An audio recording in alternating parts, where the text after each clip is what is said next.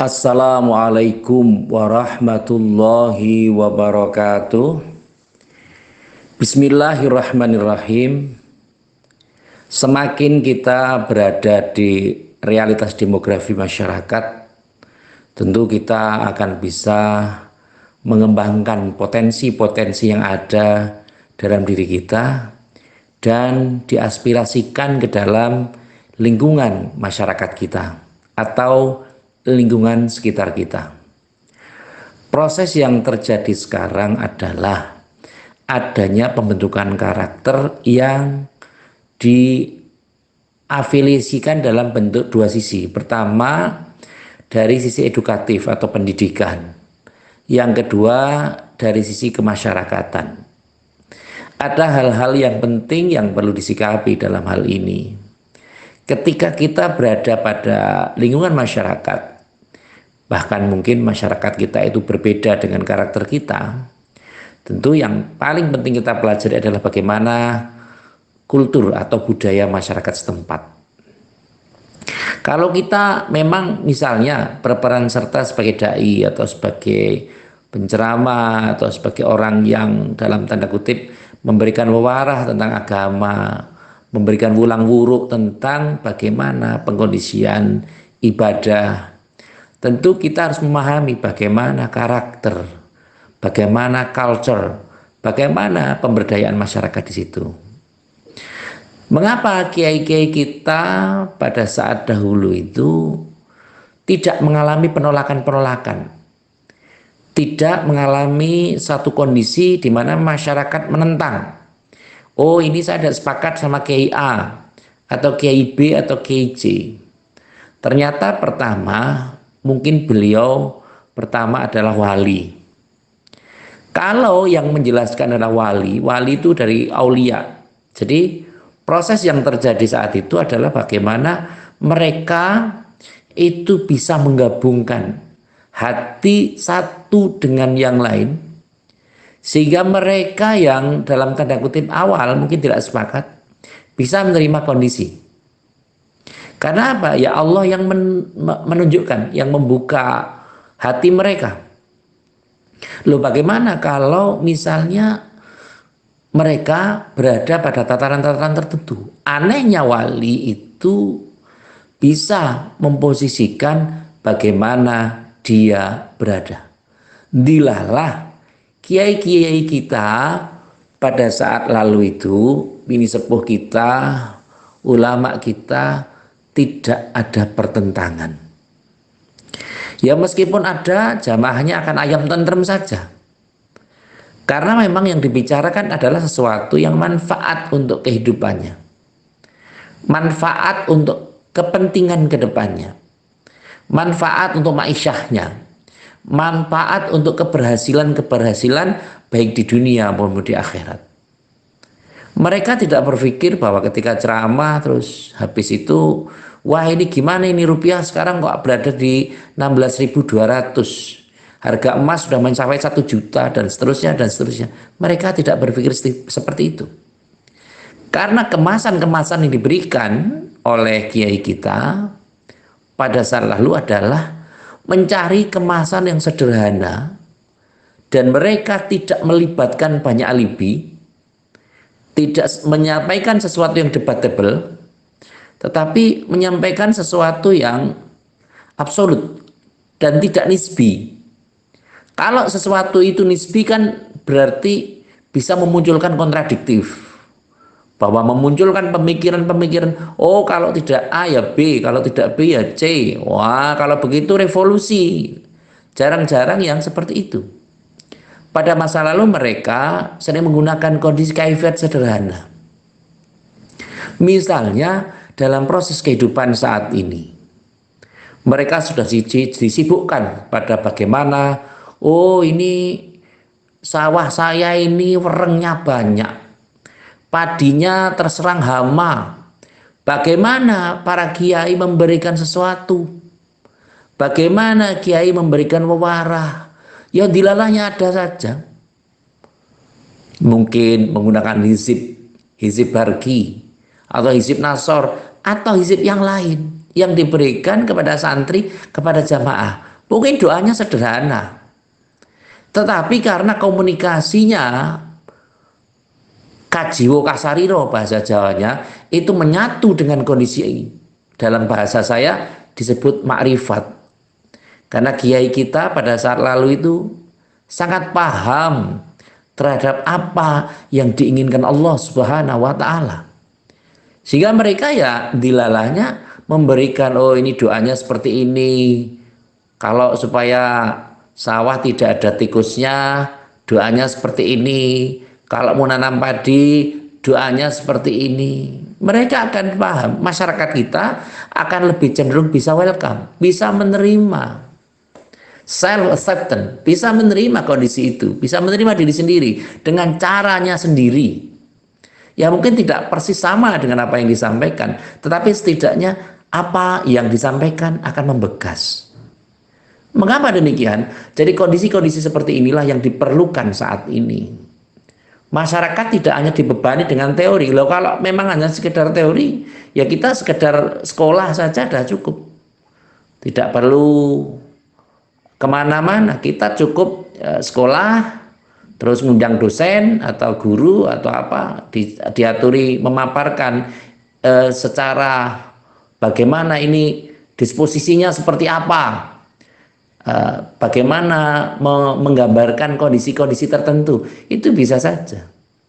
Tetapi mengapa kiai-kiai kita pada saat lalu lebih sederhana tetapi mampu menyerap aspirasi banyak orang?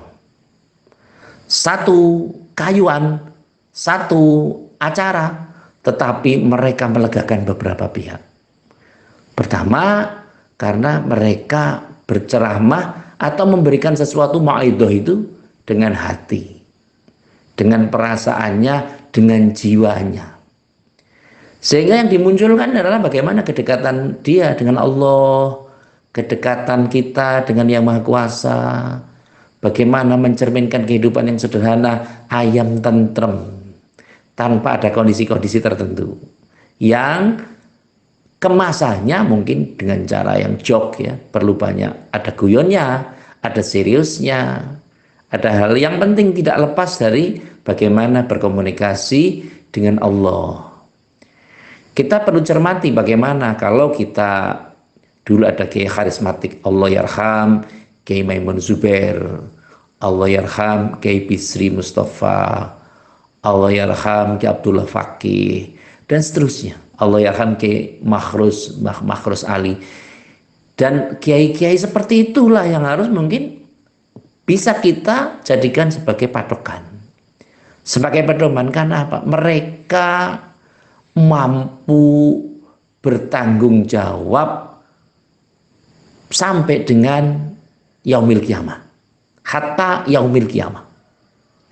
Berbeda kiranya ketika kita hanya mengondisikan sesuatu yang sifatnya teoretikal. Kita tidak tahu sumbernya, kita tidak tahu bagaimana bahan ajarnya, dan mereka hanya menyampaikan sesuatu, nothing tulus.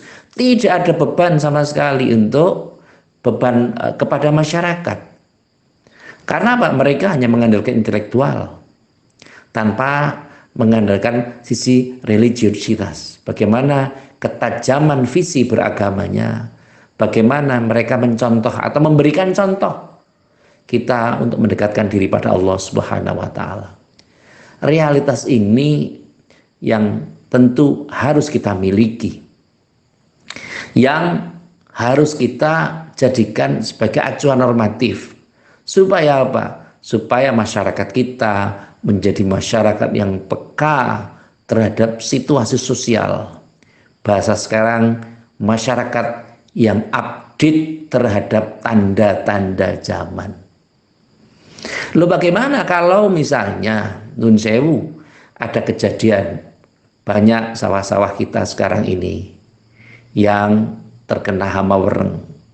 Bagaimana padi-padi kita, petani-petani ini ketika panen sudah dekat tapi ternyata hasilnya buruk.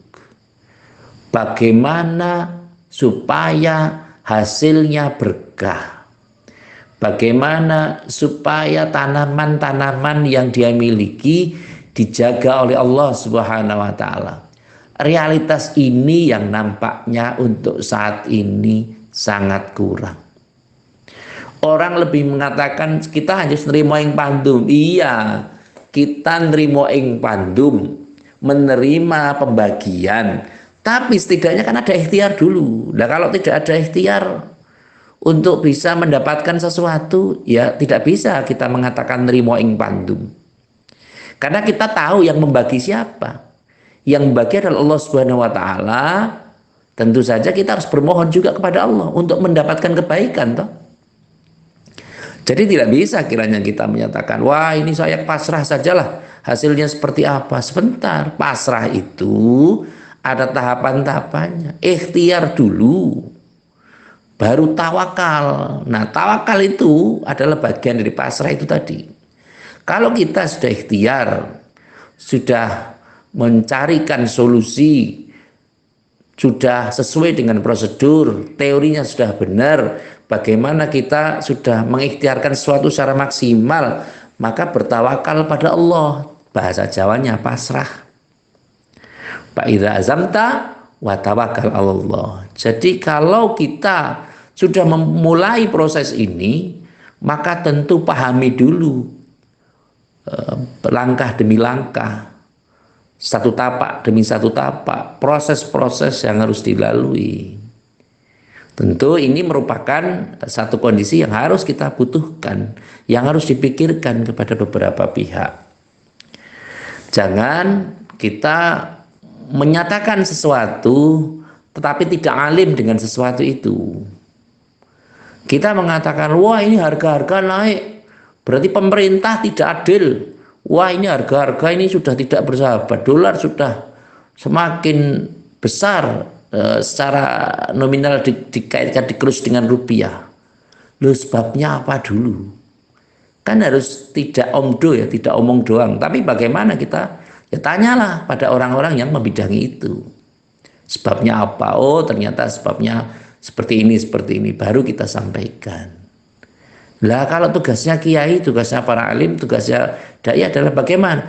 Tugasnya adalah bagaimana supaya masyarakat ini tatak, tangguh, dan tanggap terhadap situasi. Tidak gumunan, tidak penginan, tidak gugupan. Inilah yang perlu dikondisikan.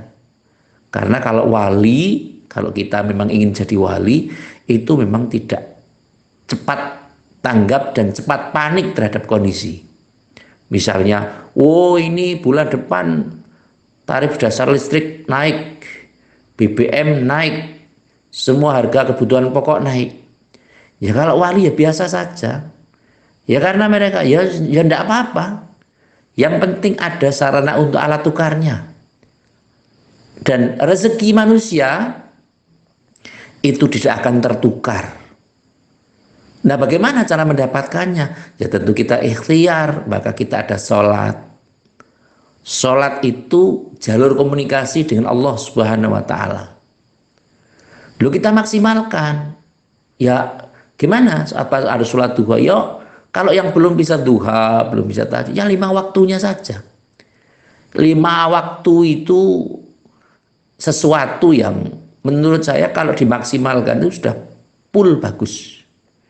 Ya kalau pengen ya ditambah sunah-sunahnya ya enggak apa-apa, qobliyah, ba'diyah, mungkin ya tahajud, mungkin ya duha dan seterusnya. Tapi nun sewu tidak boleh amalan sunnah itu jadi wajib. Seakan wah ini sholat duha itu lebih hebat daripada sholat subuh. Ya nanti dulu. Konteksnya apa dulu? Karena bagaimanapun juga sholat duha itu sunnah. Sholat subuh wajib. Sehingga dalam hal ini mari kita upayakan untuk bagaimana kita memberikan, merespon sesuatu dengan tata cara yang sederhana, dengan pola-pola yang sederhana. Kita harus siap untuk mendengarkan, karena kita diberikan 2 telinga dan 1 mulut, mestinya harus banyak mendengarkan daripada berbicara. Agama memberikan rambu-rambu, falyakul khairan aw liyasmut. Kalau kita tidak bisa berbicara yang baik, ya diam sajalah. Artinya apa? Itu rambu-rambunya Allah Subhanahu wa Ta'ala. Sudah pakai awalnya sampai mangkana yu'minu billahi wal yaumil akhir. Barang siapa yang beriman kepada Allah dan hari akhir. Ini kan luar biasa posisinya. Jadi yang paling penting adalah bagaimana kita mensikapi ini. Maka kembali pada simbol. Orang Jawa itu mempunyai simbolisasi yang luar biasa.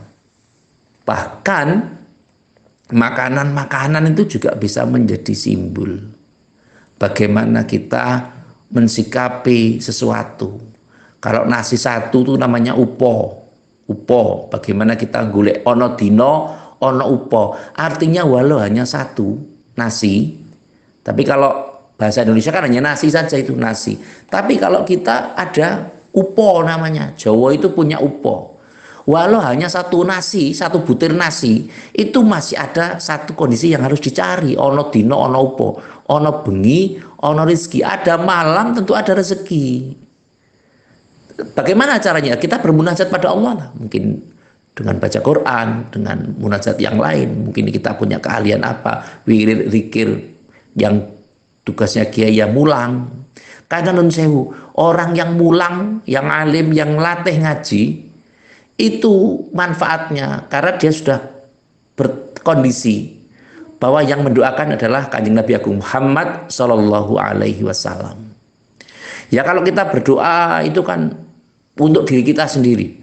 Tapi kalau mengajar ngaji, mengajar ya apa saja itu kan manfaatnya untuk banyak pihak.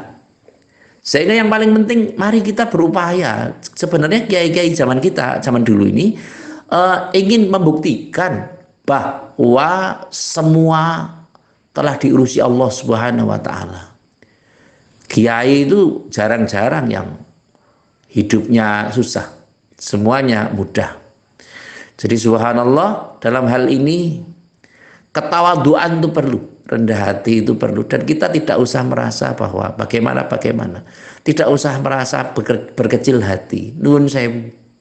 Kita harusnya selain kita mempunyai guru syariat, ya guru yang ngajari kita baca Quran, yang ngajari kita wudhu, yang ngajari kita sholat, itu guru syariat. Mestinya kita juga punya guru torekoh, punya guru tasawuf, punya guru hakikat. Supaya apa? Supaya kehidupan kita ini bisa terkondisi dengan baik. Artinya apa? Hati kita tidak kosong. Wal yamut qalbu yauma tamutul qulub. Hati kita tidak mati di saat hati orang-orang itu mati. Gimana? Karena apa? Kita ada pembimbingnya, ada orang yang melatihnya, ada figur yang bertanggung jawab terhadap kehidupan kita. Siapa? Ya guru-guru kita. Ya Kanjeng Nabi Agung Muhammad Shallallahu Alaihi Wasallam. Maka Kanjeng Nabi itu yang memberikan, betul-betul memberikan syafaat bagi orang-orang yang membutuhkannya. Misalnya kok ibadahnya kita jelas-jelas tidak baik, ya meskipun itu agak dalam tanda kutip itu memaksakan diri untuk Kanjeng Nabi supaya ngurusi kita, tapi setidaknya memang kita menjadi umatnya Kanjeng Nabi. Karena Kanjeng Nabi nanti keman akhiru kalamihi la ilaha illallah dakhalal jannah. Barang siapa yang membaca la ilaha illallah maka surga tempatnya. Nah itu bacaan itu tidak disebutkan berapa kali baca, 100 kali, 10 kali, bisa mengakhiri hidup dengan la ilaha illallah, itu surga tempatnya. Sehingga proses-proses ini mari kita kondisikan untuk bisa mempersiapkan kondisi supaya hidupnya jauh lebih baik. Proses yang ada sekarang tentu kita harus memberikan wacana-wacana yang real dalam kehidupan agar kehidupan ini lebih baik dari waktu ke waktu. Dan sebagai orang yang beragama, mari kita upayakan untuk mau belajar dari siapapun, dimanapun dan kapanpun. Ya kalau kepepetnya kita memang harus belajar sebagaimana ilmu dasar lagi, ya tidak apa-apa. Karena apa? Tujuan kita adalah mendekatkan diri pada Allah Subhanahu wa taala dari jalan-jalan yang Allah kehendaki. Nah, kalau jalannya itu kita sudah tahu, tentu kita tidak perlu ragu-ragu untuk menepainya, untuk menjalaninya. Tetapi ingat nun sewu, karena kalau kita hanya belajar membaca, hanya belajar menulis, mendongeng, itu nanti itu berarti ilmu kita ini dalam taraf ilmu yang syariat saja. Padahal dalam tanda kutip ilmu kita ini ya tidak hanya syariat, tapi bagaimana kita memahami sesuatu secara hakikat. Baru kemudian torekoh dan kemudian mendengar secara Allah mendengar, melihat secara Allah melihat. Dalam bahasa Jawa disebut meripat atau ma'rifatullah. Nah, ini perlu diikhtiarkan. Ketika kita bersama-sama, ketika kita mencoba untuk mengkondisikan itu, insya Allah segala sesuatu yang akan menjadi lebih baik. Dan kita akan, istilah bahasa saya, akan siap hidup di segala medan. Baik senang atau susah, ya biasa-biasa saja. Di dunia ini juga tidak lama. Tapi yang paling penting adalah kita dapatkan sesuatu yang serba pasti, yaitu di akhirat. Mari kita upayakan sama-sama, semoga kehidupan kita jauh lebih baik dari waktu-waktu, dan jangan lupa untuk meningkatkan potensi diri, dan jangan malu untuk belajar dengan siapapun, supaya derajat kita ditinggikan oleh Allah Subhanahu wa Ta'ala. Amin, Allahumma amin. Yang terakhir, sebagaimana biasa, mari kita berdoa pada Allah, semoga yang belum lancar rezekinya dilancarkan Allah Subhanahu wa Ta'ala, yang belum mempunyai pekerjaan semoga diberikan pekerjaan oleh Allah Subhanahu wa Ta'ala, yang mempunyai masih tanggungan sesuatu apapun, semoga Allah meringankan dan memberikan kemudahan. Amin, Allahumma amin. Terima kasih kepada semua pihak yang telah membantu terselenggaranya acara ini, dan semoga acara ini bisa bermanfaat. Sekali lagi terima kasih atas segala perhatian, dan mohon maaf atas segala kekurangan. Saya akhiri, wallahul muwaffiq ila aqwamit thoriq. Wassalamualaikum warahmatullahi wabarakatuh.